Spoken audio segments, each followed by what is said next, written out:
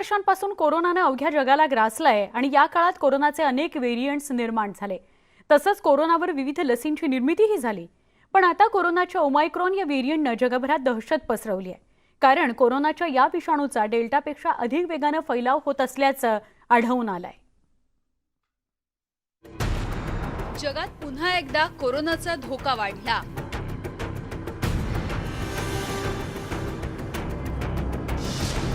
Omicron व्हेरिएंटचा अनेक देशांमध्ये फैलाव। जगभरात दहशतीचं वातावरण। ही 5 दृश्य बघितल्यानंतर जगभरात कोरोनाच्या ओमायक्रॉन व्हेरिएंटमुळे कोणती परिस्थिती निर्माण झाली आहे याचा तुम्हाला अंदाज येईल। जगाला पुन्हा एकदा कोरोनाच्या भीतीने ग्रासलंय। कारण कोरोनाच्या नव्या व्हेरिएंटचा अनेक देशांमध्ये वेगाने फैलाव होऊ लागलाय। त्यामुळे आता भारताने सुद्धा सावध पावलं उचलायला सुरुवात केली आहे। एकीकडे आफ्रिकेतून डोंबिवलीत आलेली एक व्यक्ती कोरोना पॉझिटिव्ह आढळली आहे, तर तिकडे न्यूयॉर्कमध्ये 15 जानेवारीपर्यंत वैद्यकीय आणीबाणी जाहीर करण्यात आली आहे। इस्रायलने तर ओमायक्रॉनच्या भीतीने आपल्या देशाच्या सीमा बंद करण्याचा निर्णय घेतलाय। कोरोनाच्या नव्या व्हेरिएंटने जगाला हादरवून सोडलंय।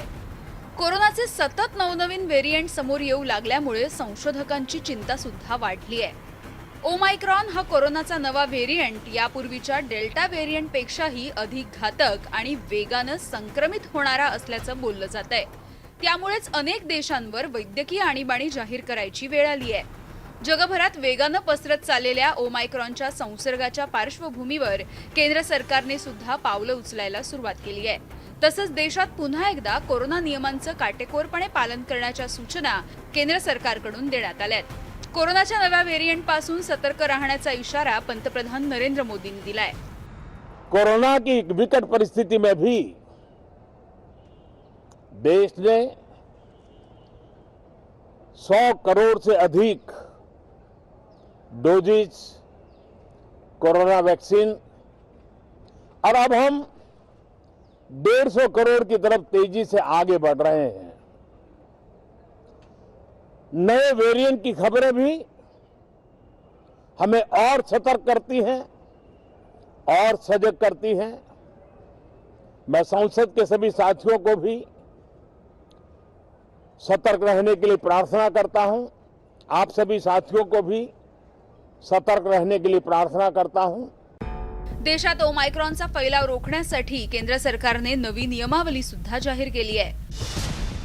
परदेशातून भारतात येणाऱ्या प्रवाशांना भारतात दाखल होण्यापूर्वीच्या 14 दिवसांच्या प्रवासाविषयीची माहिती द्यावी लागणार आहे। तसंच प्रवाशांना एअर सुविधा पोर्टलवर आपला कोरोना निगेटिव्ह रिपोर्ट देणं बंधनकारक असणार आहे। ओमायक्रॉन संसर्गग्रस्त देशातून आलेल्या प्रवाशांची वैद्यकीय तपासणी सुद्धा केली जाणार आहे। कोरोना चाचणीचा रिपोर्ट येईपर्यंत त्या प्रवाशाला विमानतळावर थांबावं लागेल। त्या प्रवाशाचा कोरोना रिपोर्ट निगेटिव्ह आल्यानंतर त्याला 7 दिवस घरी क्वारंटाईन राहावं लागणार आहे। तसंच परदेशातून भारतात येणाऱ्या प्रत्येक प्रवाशाची 8व्या दिवशी कोरोना चाचणी करणं अनिवार्य करण्यात आलंय। कोरोना चाचणी निगेटिव्ह आल्यानंतर त्या व्यक्तीला पुन्हा 7 दिवस क्वारंटाईन राहावं लागेल। सरकार पहले से हमारी तैयारी कर रही है और तैयारी किए हुए है।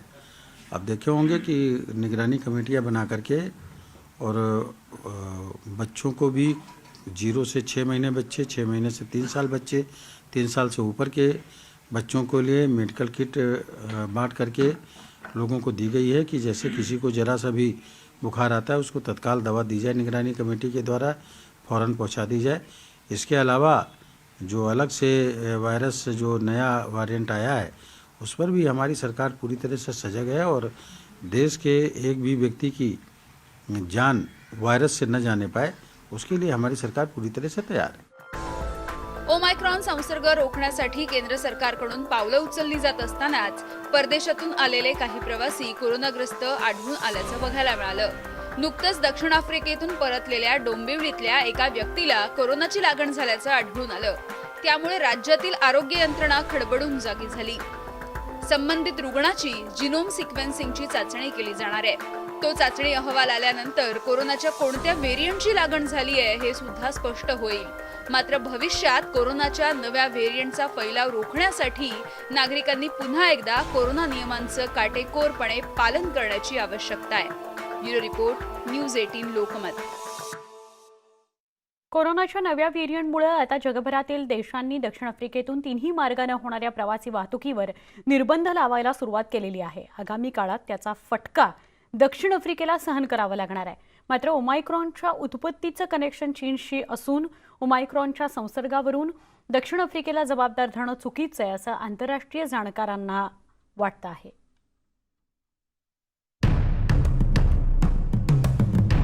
कोरोनाच्या ओमायक्रॉन व्हेरियंटचा जगभरात वेगानं फैलाव होतोय. या व्हेरियंटचा संसर्ग रोखण्यासाठी आता सर्वच देशांनी उपाययोजना सुरू केल्यात. काही देशांनी आरोग्य आणीबाणी जाहीर केली आहे, तर काही देशांनी आपल्या सीमा बंद करायला सुरुवात केली आहे. यापूर्वी आलेला डेल्टा व्हेरियंटपेक्षा ओमायक्रॉनचा अधिक वेगानं फैलाव होत असल्यानं जगभरातील आरोग्य यंत्रणा खडबडून जाग्या झाल्यात. तसंच जागतिक आरोग्य यंत्रणेची झोप उडाली आहे. सध्या जगभरातील संशोधक ओमायक्रॉन विषयी जास्तीत जास्त माहिती मिळवण्याचा प्रयत्न करतायत. ओमायक्रॉनचे 30 पेक्षा जास्त म्युटेशन आहेत. ओमायक्रॉनच्या स्पाइक प्रोटीनमध्ये हा बदल झाल्याचं पाहायला मिळतंय. स्पाइक प्रोटीनमध्ये बदल झाल्यामुळेच यात अशा प्रकारची क्षमता निर्माण झाल्याचं तज्ज्ञांचं म्हणणं आहे. ओमायक्रॉनचे अनेक म्युटंट तयार झाल्यानं कोरोनाचा धोका वाढलाय. एकीकडे कोरोनाच्या नव्या व्हेरियंटची जगानं धास्ती घेतली आहे, तर दुसरीकडे या व्हेरियंटच्या उत्पत्तीवरून नवा वाद सुरू झालाय. ओमायक्रॉन वरून दक्षिण आफ्रिकेला जबाबदार धरलं जात असलं तरी यामागे चायना कनेक्शन असल्याचा संशय आंतरराष्ट्रीय जाणकारांनी व्यक्त केलाय. सध्या ओमिक्रॉनसाठी जरी दक्षिण आफ्रिकेला दोषी धरण्यात येत असलं आणि दक्षिण आफ्रिकेतनं तो जगात पसरत आहे अशा प्रकारचं चित्र जरी असलं तरी यासाठी केवळ दक्षिण आफ्रिकेला दोषी धरून चालणार नाही, तर कदाचित ओमिक्रॉनचा उगम जो आहे हाँगकाँगमध्ये झाला असण्याची शक्यता देखील काही अभ्यासक वर्तवत आहेत. विशेष म्हणजे हाँगकाँगमधले काही ट्रॅव्हलर्स किंवा पर्यटक हेच दक्षिण आफ्रिकेला गेले आणि त्यानंतर त्याचा प्रसार झाला. जर असं असेल तर ओमिक्रॉनचं चायना कनेक्शन जे आहे ते उघड होत आहे. 2 वर्षांपूर्वी चीनमधून कोरोनाचा फैलाव झाला आणि त्यानं अवघ्या जगाला अजगरी विळखा घातला.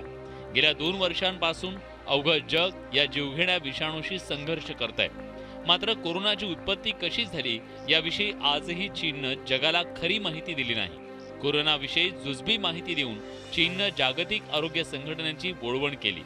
पण असं असतानाही प्रत्येक वेळी जागतिक आरोग्य संघटनेकडून चीनची पाठराखण करण्याचा प्रयत्न केला गेलाय.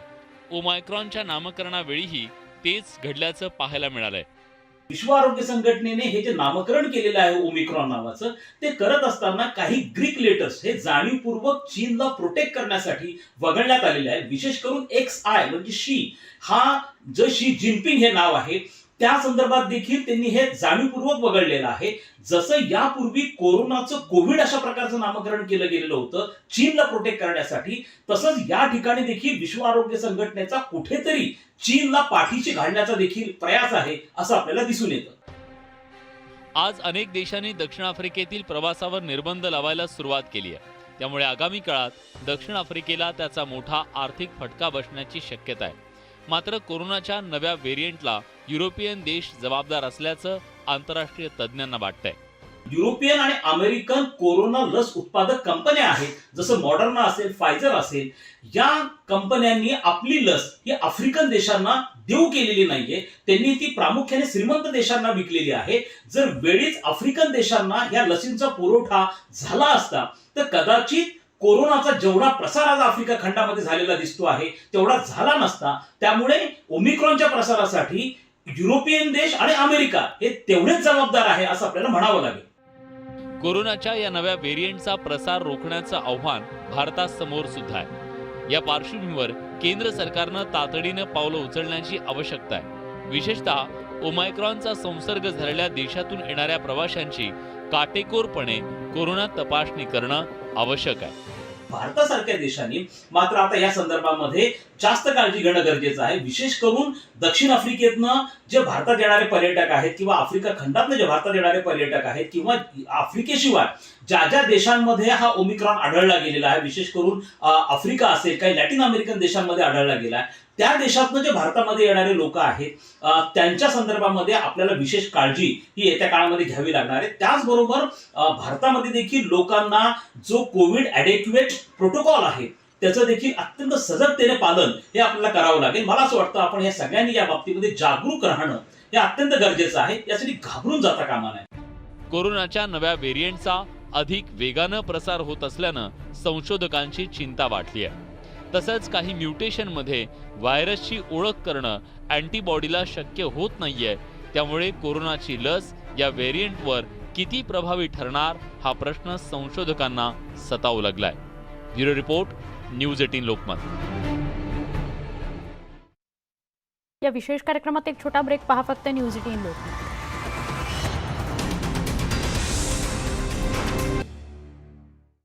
कार्यक्रमात स्वागत. कोरोनाचा हा नवा व्हेरियंट पूर्वीच्या डेल्टा व्हेरियंटपेक्षाही घातक असल्याचं जागतिक आरोग्य संघटनेनं म्हटलंय. आजच्या घडीला जवळपास 19 ते 20 देशांमध्ये ओमायक्रॉनचा संसर्ग झाल्याचं पाहायला मिळत आहे. सध्या या विविध देशात रुग्णांची संख्या कमी असली तरी भविष्यात या रुग्णसंख्येत झपाट्यानं वाढ होण्याची शक्यता नाकारता येत नाही. कारण गेल्या वर्षी डेल्टाच्या बाबतीतही असंच काहीसं घडलं होतं.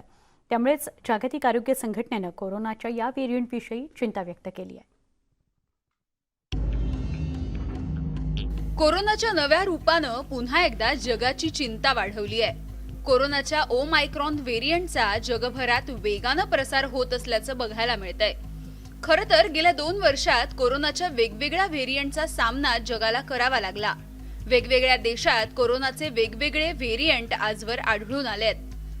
ओमायक्रॉन हा कोरोनाचा सर्वात नवा व्हेरियंट मानला जातो. कोरोनाचं हे रूप दक्षिण आफ्रिकेमध्ये दिसून आलंय. तर ह्या व्हेरियंटमुळे अवघ्या जगाला घोर लावलाय.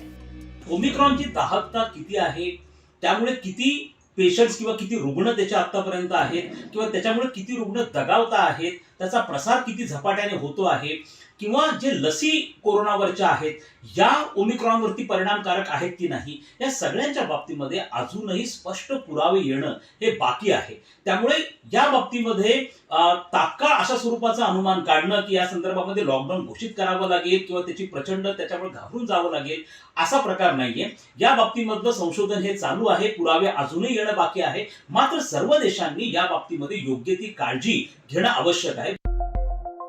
गेल्या वर्षीच्या अखेरीला कोरोनाचा नवा व्हेरियंट आढळून आला होता. त्याचं डेल्टा असं नामकरण करण्यात आलं. डेल्टामुळे भारतात कोरोनाची दुसरी लाटही आली होती. त्या व्हेरियंटने लाखो कोरोना रुग्णांचा बळी घेतला. त्याच काळात ब्राझीलमध्ये कोरोनाचा नवा व्हेरियंट आढळून आला. त्या व्हेरियंटला शास्त्रज्ञांनी गॅमा हे नाव दिलं होतं. गेल्या वर्षी आफ्रिकेत कोरोनाच्या बीटा व्हेरियंटचा फैलाव झाल्याचं बघायला मिळालं होतं. त्या व्हेरियंटमुळे आफ्रिकेत मोठ्या प्रमाणात मनुष्यहानी सुद्धा झाली. 2020च्या अखेरीला पेरू देशात कोरोनाचा लॅम्डा व्हेरियंट आढळून आला होता. तर ह्या वर्षाच्या सुरुवातीला कोलंबियामध्ये कोरोनाचा नवा म्युटंट बघायला मिळाला. आज जगाचा विचार करता ओमायक्रॉनचा वेगवेगळ्या खंडातल्या देशात फैलाव झाल्याचं बघायला मिळतंय.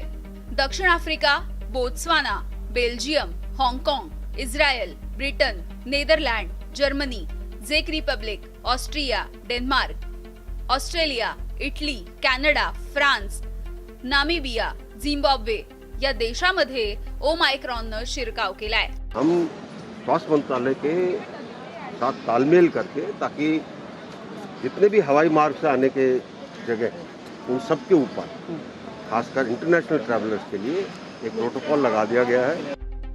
ओमायक्रॉनचा पहिला पेशंट आफ्रिकेमध्ये आढळून आल्यानंतर जागतिक आरोग्य संघटनेनं जगाला सतर्कतेचा इशारा दिला होता. या व्हेरियंटवर आतापर्यंत करण्यात आलेल्या संशोधनातून काही गोष्टींचा उलगडा झाल्याचं जागतिक आरोग्य संघटनेकडून स्पष्ट करण्यात आलंय. कोरोनाच्या या व्हेरियंटचं वेगाने संक्रमण होत असल्याचं जागतिक आरोग्य संघटनेकडून स्पष्ट करण्यात आलंय. जागतिक आरोग्य संघटनेनं ओमायक्रॉनला व्हेरियंट ऑफ कन्सर्न म्हणून जाहीर केलंय. ओमायक्रॉनमध्ये 32 पेक्षा अधिक म्युटंट असल्याचंही दिसून आलं. तर कोरोनाची लस या व्हेरियंट समोर निष्प्रभ ठरल्याची भीती शास्त्रज्ञांनी व्यक्त केली आहे. डेल्टाच्या तुलनेत ओमायक्रॉन 6 पट शक्तिशाली असल्याचं प्राथमिक संशोधनात उघड झालंय. ओमायक्रॉनच्या वाढत्या धोक्याच्या पार्श्वभूमीवर देशातील आंतरराष्ट्रीय विमान सेवेवर निर्बंध लादले जाण्याची शक्यता नाकारता येत नाही. स्वास्थ्य मंत्रालय ने कल रात को निर्देश निकाले, जो भी आएगा टू रिस्क कंट्री से या तीसरे कंट्री से लेकिन वो टूरिस्ट होकर आया है, उन सब का एयरपोर्ट के ऊपर रैपिड RT-PCR होगा, वहीं पे रिजल्ट बताया जाएगा।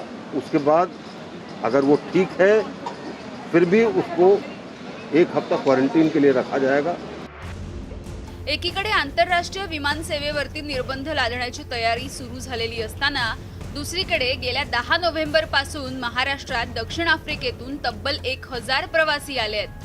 ओमायक्रॉनच्या पार्श्वभूमीवर त्या सगळ्या प्रवाशांचा शोध घेऊन त्यांच्या कोरोना चाचण्या केल्या जाणार आहेत। आपण आपल्या एअरपोर्ट्सना सगळ्यांना सूचना दिलेल्या आहेत आणि गेल्या 10 दिवसात देखील ज्या ह्या देशांमधून सगळे पॅसेंजर आलेले आहेत त्यांना आपण संपर्क करणं सुरू केलेलं आहे। अर्थात जे कोणी इंटरनॅशनल पॅसेंजर्स येतात त्यांची आपल्याकडे माहिती असतेच, आपण डबल वॅक्सिनेशनची माहिती घेतो। आता त्यांना पुन्हा एकदा संपर्क करून की कोविड कोणाला झालाय का, कोविड सदृश काही कोणाला वाटतंय का, ह्याची देखील आपण माहिती घेतो, जेणेकरून ट्रेसिंग जे आहे ते आपण वाढवू शकतो। गेल्या 2 वर्षात कोरोनाचे वेगवेगळे व्हेरियंट जगभरामध्ये आढळून आले। डेल्टापेक्षा अधिक संक्रमण क्षमता असलेल्या ओमायक्रॉनचा धोका आता निर्माण झालाय आणि हा धोका टाळण्यासाठी केंद्र आणि राज्य सरकारने वेळीच कठोर पावलं उचलण्याची शक्यता आहे। Bureau report, news 18 Lokmat. या सगळ्या विशेष रिपोर्ट्ससह या कार्यक्रमामध्ये इथेच थांबतोय। ताज्या बातम्यांकरता पहा फक्त न्यूज 18 लोक।